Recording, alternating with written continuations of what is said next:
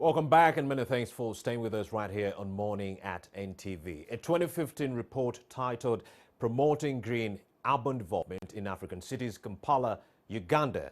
Urban Environmental Profile estimates that 40% of Kampala's population lives in informal settlements, predominantly developed near wetlands throughout the city, without basic infrastructure such as water services, storm drainage, sewage treatment, and solid waste collection.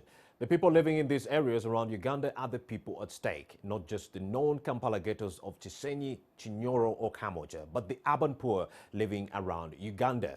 There are no population estimates on how many there are in these ghettos, but we saw them come out for Bobby Wine. You remember that Chadondo East by-election? They came out in droves and supported him. So to help us make sense of what is at stake, we have Dr. Bwenje Ganura, a political analyst who has been studying the trends. Well, very good morning, Dr. Bwenje. Yes. Ganura. Good morning, my brother. Thank you for joining us. Yes, thank you for calling me to share with you. First off, why is there a fight for the ghetto and not a transformation of the ghetto? Yeah, that's a very good question. And this boils down to the question of politics. You have to understand what politics is in order to understand the ghetto is today. Basically, when you talk about politics, you are talking about how do you get power, how do you utilize that power, and how do you maintain or retain that power. Therefore, in order to retain power, it will depend on how you utilize the power. And utilizing the power is not only having a strong army, is not only having a strong police force. It's all about serving the population. It's all about serving the population. Yes, now, yes. I want to play you a video, a clip. Yes. That show that is a story I think was done by Sudir Biarhanga about the ghetto, especially the people living around Kamoja. Yes. Let's show the viewer what is happening right there so that they could get a feel of what is happening. Okay. Let's get that video. This is a slum in Kamoja, not far from central Kampala. It is home to thousands of people, many of whom live in poverty and squalor. The rickety structures are separated by trenches filled with dirty water and all sorts of waste. Some of the children in the slum do not go to school and live around people who could have bad influence on them. There are many unemployed youths who spend a lot of time smoking marijuana. Some of them are fathers. Right now, we are educated, most of us, but few jobs are around. They arrest you on the way, they take you to the prison because they know that for you as a smoker, and once you tell them, oh please, me, I'm a citizen, I'm born here, they take you, say, no man, you are jobless, where do you work? I'm a builder. No, that is not a job. Where is your ID you give us? They just start to cane you. One of the people has lived in the slum and is looked up to by many is Chadondo East MP Robert Kyagulanyi, who more commonly known by his musician name, Bobby Wine. With about 9 months to campaigns for general election, the battle lines in the ghetto have been drawn between Bobby Wine, who has shown presidential ambitions, and President Yoweri Museveni. Mark Bugembe, commonly known as Butcherman, is a musician who has lived in the slums for a significant part of his life. Butcherman is also a former associate of Bobby Wine, and he was recently appointed by the president as a special envoy. There's a bad picture they painted the ghetto youths them. We have come to clean that picture of the ghetto youths. Others happen in the times of strikes, fighting with the police. So we have come to change that picture they painted the ghetto youths them. Some critics say the president is trying to use a divide and rule method by appointing Butcherman as a rival to Bobby Wine, who has a lot of support among urban youths. If Museveni wants to be the new ghetto president, it's okay. Me, what I want is to be the president of Uganda. So let us swap positions. As simple as that. I'm not a politician. I'm not going to crash with Bobby Wine. I'm just a freedom fighter. I'm attack the truth to the ghetto youth them. According to some political analysts, the president's approach on ghetto is wrong. However, the National Resistance Movement Party disagrees. People is no longer in the ghetto. They are in the mainstream. So it is better for any political actor to engage with issues other than seeking to address symptoms, having ignored the ghetto for 35 years. We have a feeling that everybody is getting our services. But maybe when you get to hear more voices coming out, it can be tomorrow, it can be some other group of people. It can as well be witch doctors. It can as well be religious leaders. But why is the president now interested in the ghetto youths? They are fighting for these particular areas because they have realized that they are becoming strongholds of the opposition, and they know that we are moving towards the elections, so they have no choice. They have to come in. Otherwise, they will lose out like we have been losing. But the biggest problem is that the advisors of the government have not done their job. Why come now? One of the other sticky issues the government needs to address before introducing poverty eradication programs to the ghetto is drug abuse. However, Butcherman shares a different view about the use of marijuana. So meaning you're not going to stop the youth from misusing marijuana? No. There I'm stopping the culture. It has been there, it has been existing before even a Butcherman. So I can't just come and stop the nature. I can stop drugs in the ghetto, but I can't stop the nature. President Museveni and his group are trying to do to the ghetto is also in a way to vulgarize Bobi Wine and what he stands for. If you look at the caliber of the people he is speaking in the ghetto, they are far below the level of Bobi Wine. You know, Butcherman and Bobi Wine are equally the same people. One deputized the other before. So that's the cream of the ghetto. Where you don't have Bobi Wine, you have Butcherman. The struggle for the ghetto continues, and the people in the slums like Kamocha are waiting to see if the president fulfills his promises to them. Under Section 16 of the Political Parties and Organizations Act, Catherine Kusasira and Butcherman are not supposed to be participating in partisan politics by campaigning for their favorite candidate. And civil society organizations are threatening that in case they deviate, they will be taken to court over that. Sudhir Biarhanga. Oh, thank you, Sudhir. Mr. Bwenje Gunura, that's the story right there. Why are we seeing a fight for the ghetto instead of transforming the ghetto? You've seen this, the people in there, they're saying, okay, we are educated, but we are not getting the services that we need from government. And many contend that their national IDs are being confiscated by security agencies, and a lot is happening. So the president is coming after a long time. Why now? Yes, why now? That is the question that should be on the mind of every Ugandan. You know, as I said, if you want to retain power as a politician, as a government, you must be seen to be delivering services to the people. And the people is a huge word. You have to look at the segments of society, because the power that you hold, there are many people who are interested in that power. They want to wrestle it out from you, and therefore you must satisfy address the problems of those who retain you in power, because you cannot retain power in a democratic society without addressing the problems of specific segments of society. In Kampala and many other urban areas, the problems of the ghetto, the problems of slum areas are very well known. I saw the president saying that he's the first ghetto. He used to have his contacts in the ghetto in the early 70s. And the question is, you have a whole stream of advisors.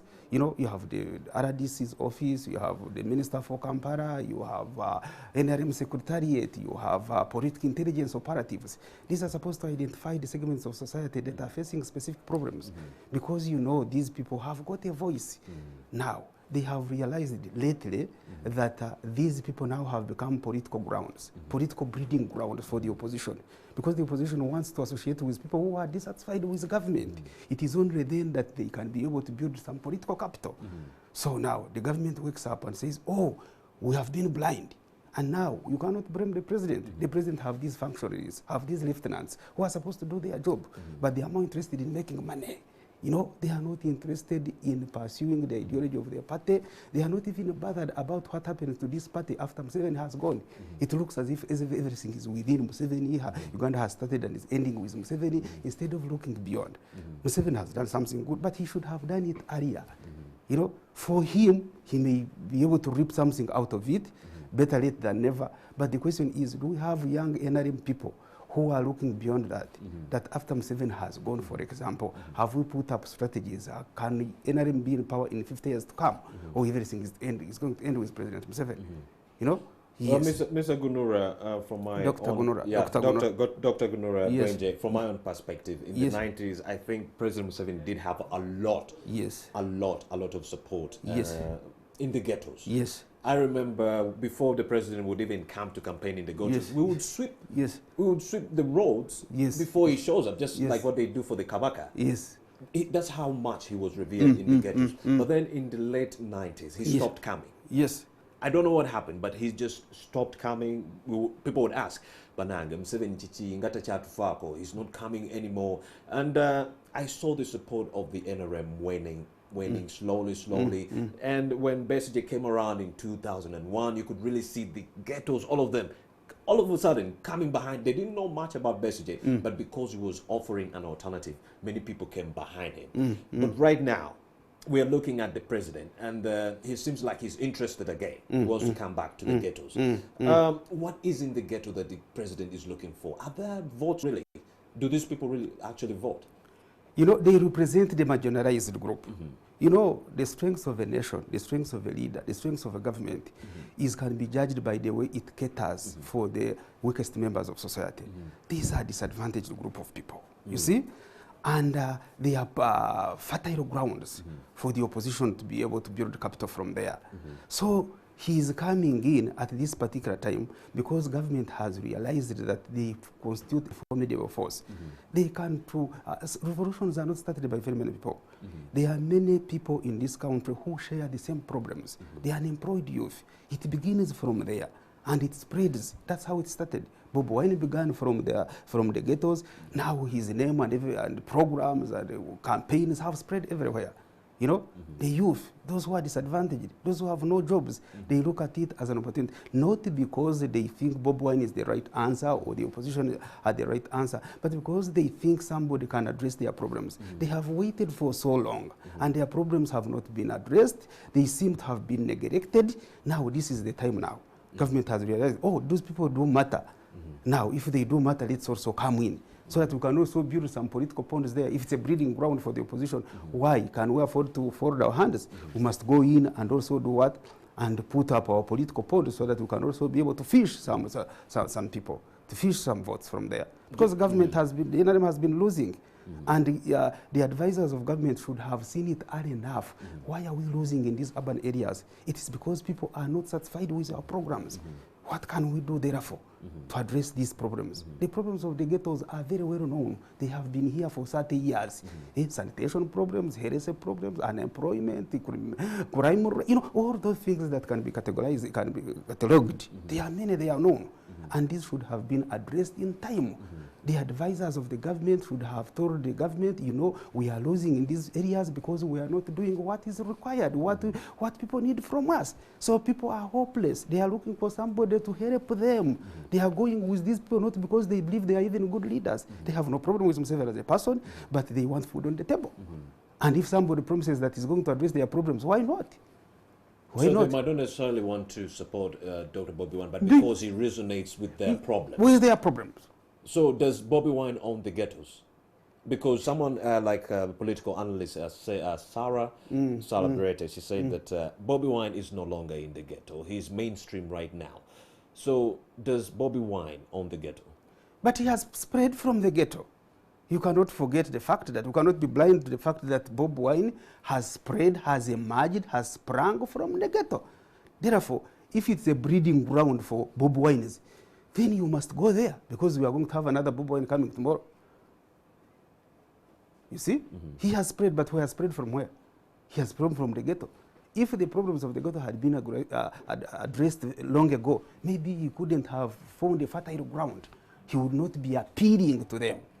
But he appeals to them, he resonates with their problems, he associates with their problems, they look at him as one of them. They hope maybe, since he has been part of us, since he's part of the problems that he has shared and experienced the kind of problems we have been facing, maybe he can be able to liberate us from this kind of situation. Now that Museveni has come in to tap into this demographic, do you think Bobby Wine will be able to keep this crowd to himself come 2021?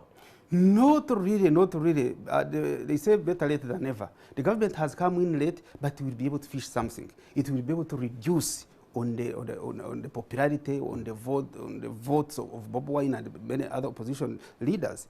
You know, they will be able to salvage something. Better late than never. Government has done the right thing, and not only for the elections that are coming. You see, when you talk to many youth in Uganda today, both in government and outside government, they seem to be lost about what will happen in the post-7 politics of this country. I have challenged many youth in class and everywhere I have got an opportunity that please don't look at President Museveni. President Museveni has outwitted his opponents. He has been here for over 30 years and maybe he has some few more years, but he will leave the political scene. How many people are prepared to play politics in the ghetto after Museveni has gone?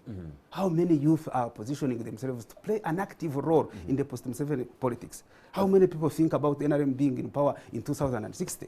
I think the main $64,000 question is how many people has the government helped position themselves so that they can participate in the electoral processes of this country. This government has not done enough to involve the youth.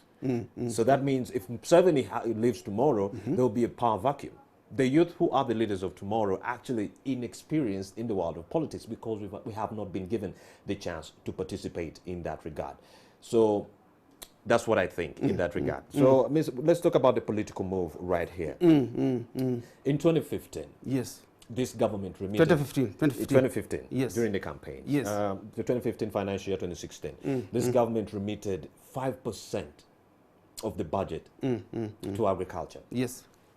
In 2016 February, yes, the same government, yes, the president, yes, announced that he was going to give the people of Terego handholds. Starting with them, yes, yes, the 18 million handholds, the place he made. So someone would ask themselves, whenever we are coming to elections, are these political moves or does the president really care? Because if you're going to give 5% of agriculture in 2015-2016, and then you come in February of 2016, 8 days later, to the election. Yes, yes. I think it was on the 10th of February. We had elections on the 18th of February. The president comes out and says, okay, I'm going to give the people of Terego handholds, starting with them. 8 days to the election. So right now, as we jet into the 9 months to the 2020 campaigns, he comes out again and he says, okay, you know what? I'm going back to the ghettos. I'm going to take care of the people of the ghetto. So one would be inclined to ask, is this a political move or does the president really care about the people of Uganda? That's a very interesting question. Is this a political move? Or, you know, there are certain theories that guide politics. You see? I may not have time to go through some of those theories, but there is what we call the political choice theory, the public choice theory, that politicians do not necessarily pursue certain policies because they believe they want to solve the problems of their people. They do them because they have aiming at gaining something. They know that if they do not do that, then the other people who are interested in power will come and do it. And therefore they come up with policies, they come up with such initiatives so that the opposition, those interested in the power, in their power, cannot use that to wrestle power from them.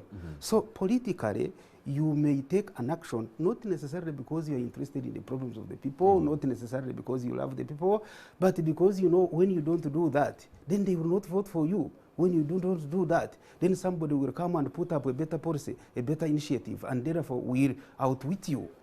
So it's a political game. It's a political game, and you cannot blame the president. He's a politician.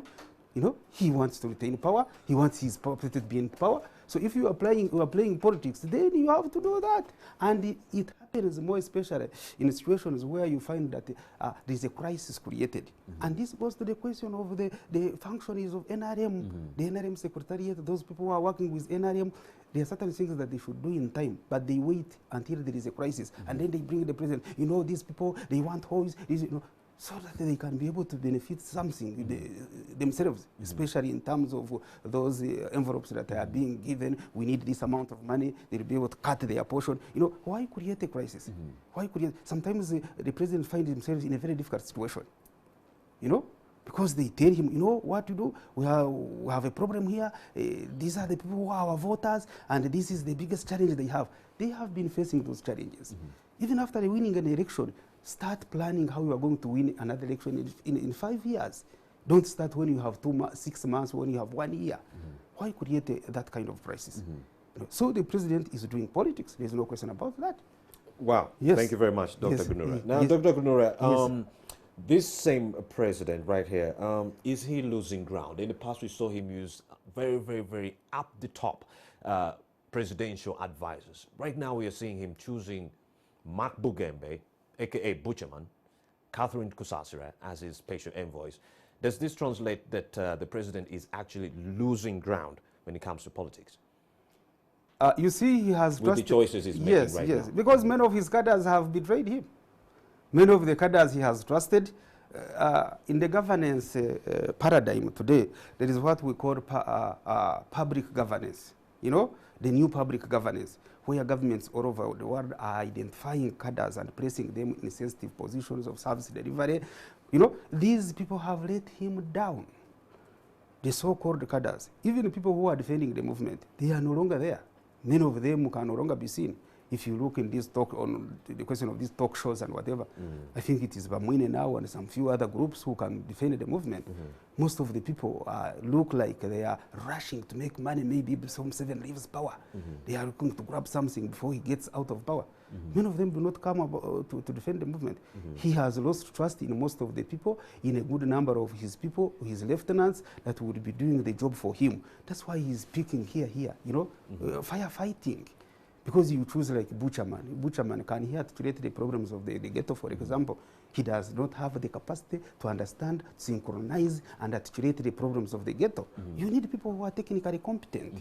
Maybe they can incorporate Bugembe to be part of the team, but you don't need Bugembe to be an advisor of the president. What is he going to advise him about?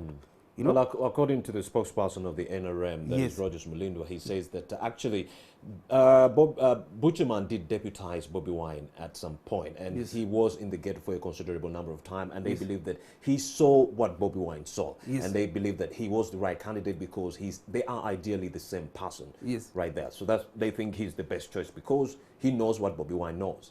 Yeah, but Bobby Wine has gone to school. Bob Wine is a graduate. He has been exposed to political ideas, to political ideologies, to political theories. He can articulate the problems of the youth. You cannot compare Bob Wine with Bugembe. I saw the NRM spin doctor there saying that they have expressed the same situation, but they do not have the same level of understanding issues, grasping and articulating problems of the ghettos. So I wouldn't really compare him with Bob Wine. But Dr. Gunura, do you really need an education to really know that, hey, people are suffering in Area B, people in Area C do not have a health center, there's poor health facilities in our area? Is it really rocket science? Do you really need someone who is educated to point out these problems in the ghettos? Because for them, they believe Butcherman actually saw these things happen while he was deputizing Bobby Wine. So ideally, he saw what this man saw. So they think it has nothing to do with education, but the experience of being in the ghetto and articulating the problems in the ghetto, one of them being the issue of national IDs. The youth in the ghettos are not, engaging in government programs because they do not have national IDs. Most of them are being confiscated by security operatives in the wee hours when they arrest them. You see, identifying problems is one issue, and addressing them is another matter. To address such problems, you need people who can advise on what approaches can be used. Not to just tell you what the problem is. Because everybody can tell you about the problems of Uganda, about the problems of the ghettos. But what kind of specific approach, what policy targeting will you use? What specific approaches? Can that Butcherman write a proposal about funding a program on Isenyi? I see where you're going with this. Yes. You see? You need people who can advise about the approaches to technically address these problems. Otherwise, anybody else can mention about them. But what kind of programs, for example, do we need? What kind of approach can we use? Is it a multi-pronged approach? How do we address such a kind of problems? And this is where you need the people who are knowledgeable about how these problems can be addressed. So if Butcherman, aka Mark Bugembe, is not a qualified candidate to help the NRM Ghana support in the ghetto, and if he continued and if he is adamant to keep him on his as a special envoy, does this mean that he's trying to constitute a divide and rule strategy to put a rift between Bobby Wine and Butcherman in that regard? Definitely, there's no question about that. The government is trying to do that, but this should be a temporal measure, because you can do that and you win the election, the next coming election, but you will not continuously do that. That's why I'm saying that they need to come in and start technically addressing those particular problems But if you are going to do it now, they may be able to increase their vote, to deal with Bob Wine's popularity, they may be able to salvage and achieve something. But it looks like it's a temporal measure meant to ensure that you divide the vote, you create a rift between Bob Wine and these guys so that you can be able to dislodge him from these areas that he has been monopolizing. But if you are doing this as a temporary solution, you are doing it perhaps for you as a president today. But NRM should be here for the next 50 years. And you are not going to continue looking for butchermen towards elections so that you can be able to deny the opposition such a grounds. It looks like the same trick he used when he threw JPAM, Amama Mbabazi, to the opposition to disorganize them. Anyway, that's a story, a conversation for another day. Right now, we are talking about the ghetto right there. So if there is a rift, Museveni's plan is to put a rift between Bobby Wine and Butcherman. And Butcherman. And right there. So where does it leave the electorates who are yearning for public service? Who want nothing to do with political fighting, who just want public service from the government? Where does this leave them? But public service from the government, then it comes the question of when you have power, how do you utilize power? Because people are saying, give us power, we shall sort out these problems. You are saying you have no public service, you have no service. Yes, we understand. But for us, give it an opportunity, you just give us power. The moment you give us power, we shall address. That is the question of getting power and utilizing power. How are you utilizing the power? In terms of allocating resources, in terms of prioritizing, in terms of targeting certain segments of society that have certain problems and have votes and have a voice. You see? So there's no way you can think about public services without think about politics. Public services are delivered through a political what? A political vehicle. You know? You cannot get services when they are not politically decided. So the only way to get services in this country is to make sure the NRM is removed from power? I do not necessarily think that that is the case. What I think and I believe, it may not necessarily be another political power, another political party, another government. The question is, who delivers services to the people?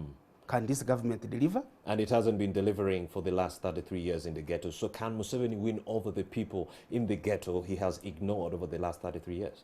He will have some artificial win. Artificial? Yes. Explain. Yes. Rigged? Not necessarily rigging.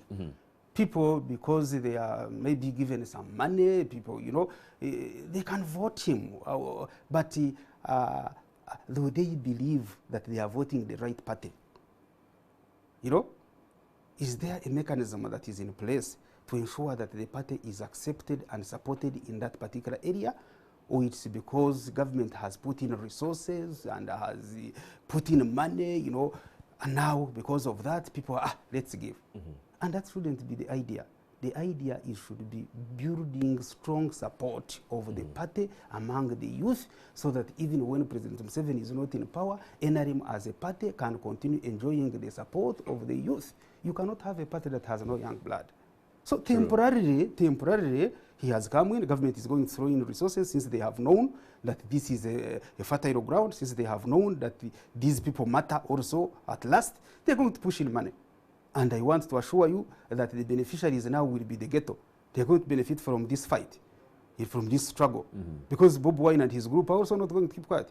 I saw him saying, let us change, and he becomes the president of the ghetto, and then I become, no. And he should be very careful, because the ghetto should not see him as if he's now running away from them. Should be very, very careful. These people are still important, they still matter, and if you want their votes, you must be seen to be working for them. You must work for them. Well, this government has neglected the youth for the longest time. And Bobby Wine believes they're only coming out now to go to the ghettos just because people like himself managed to come out of the ghetto, managed to make noise, and that's why he's using that bandwagon effect to go back to the ghettos right there. Yes. There's a tendency to believe that the government has done, maybe, especially when you belong to your opposition, you want to create a picture that the government has not done. Government has done something. They have. They have, but it has not been adequate. And they have not targeted properly specific segments of society that have specific problems. But you know what the problem is, Mr. Gunura? Yes. The problem is that this government has failed to acknowledge that, yes, there is more that is still wanting. There's more that needs to be done. You've heard the demeanor of Rogers Mulindo, the spokesperson in NRM. He says we've done more than enough. He says actually public service is over the top, and NRM. It is very unfortunate. It is very unfortunate Yes. when you have political leaders, public leaders who come and then confuse the public. The facts are very well known. People are suffering. People have problems. Some people do not get lunch. People are struggling to live. So the most important thing is to acknowledge that there is a challenge, Yes. there is a problem, and this is what we are doing. We are constrained as an economy. These people are coming up. Bob Wine does not have a key for a store where he is going to get jobs and distribute. You know, it all depends on the national resource envelope as a country. What kind of resources do we have and how are we allocating them in terms of prioritization? It comes to that. It comes to that. Yes. Well, Mr. Gunura, I think we'll Dr. have... Gunura. Dr. Gunura Yes. Gunura Bwenje. Dr. Yes. Gunura Bwenje, I think Yes. we'll have to leave it at that. Maybe, before you leave, 40 seconds of your time before we link to Mbide, who is at the city abattoir. Do you think the support right now in the ghettos will be enough for Mr. Bobby Wine to win the 2021 general election? I have already dismissed Bob Wine as somebody who can win 2021 election. Bob Wine is everywhere but nowhere. What structures does he have that he can help him to win an election? The other time I had an opportunity to talk about him, I don't know whether it was on this program or some other program, I said what Bob Wine should have done would have been to announce his political arrival on the scene and then start preparing, start organizing for future prospects. But you don't come today from the ghetto where he is going to have some votes, he's going to have some support, but I don't think that he's a material that can dislodge President Museveni from power. He still has a long way to go. Dr. Bwenje Gunura, a Yes. political analyst, many thanks for having made the time to speak to NTV. Thank you You've been very very much. prolific in that regard. Oh, okay, thank Well, you he very much. says Mr. Bobby Wine, the Chadondo East legislator, is not politically mature, but he does stand a chance if he can work on his political structures right there. He did launch a student wing. Yes. So Yes. he believes using students, by using students, will be able to spread the message verifiably among the young people. But not for 2021. Not for 2021, he Yes. says. Well, that conversation has come to an end. Right about now, we would like to link to our reporter, Stephen Mbide, who is at the city abattoir, to give us the latest